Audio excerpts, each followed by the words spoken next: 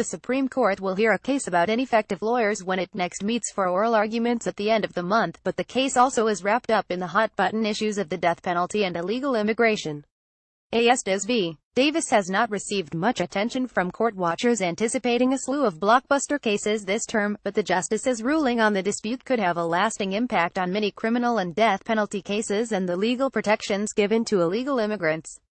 A Texas court sentenced Carlos Manuel Estes, a Honduran man, to death in 1997 after his conviction for murdering Santiago Panic during a burglary of her Houston home. Estes appealed his conviction on the grounds that his trial lawyer failed to collect testimony from his family members who could have provided evidence to support his case. The Texas courts rejected Estes' appeals. Then in 2009, Estes again appealed his case, this time with a different lawyer, and said his trial attorney failed to conduct a reasonable investigation that would have yielded available and abundant evidence of mitigating factors. Estes said that evidence would have revealed relevant information about his upbringing and that he suffered from early stage schizophrenia, addiction, and other mental illnesses. Estes' father was purportedly 20 years older than his mother when they met, and his dad fathered 22 children with several women. After fathering 3 children himself by the time he was 17, Estes traveled to the U.S. while telling his mother that he was headed to Guatemala.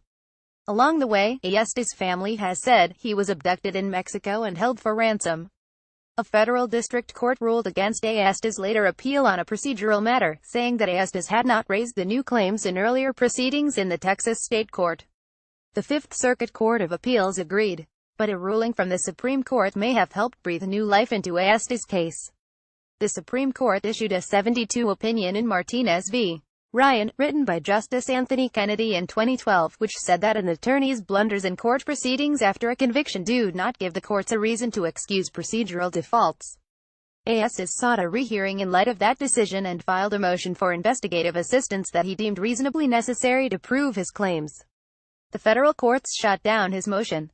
Now, the Supreme Court is looking to determine whether the investigative services Estes wants are reasonably necessary only if petitioners have prevailed in earlier proceedings of the sort that Estes lost. At the time of Kennedy's opinion in Martinez v.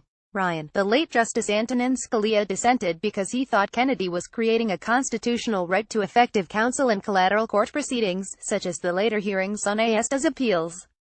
Despite the court's protestations to the contrary, the decision is a radical alteration of our habeas jurisprudence that will impose considerable economic costs on the states and further impair their ability to provide justice in a timely fashion, Scalia wrote in his 2012 dissent.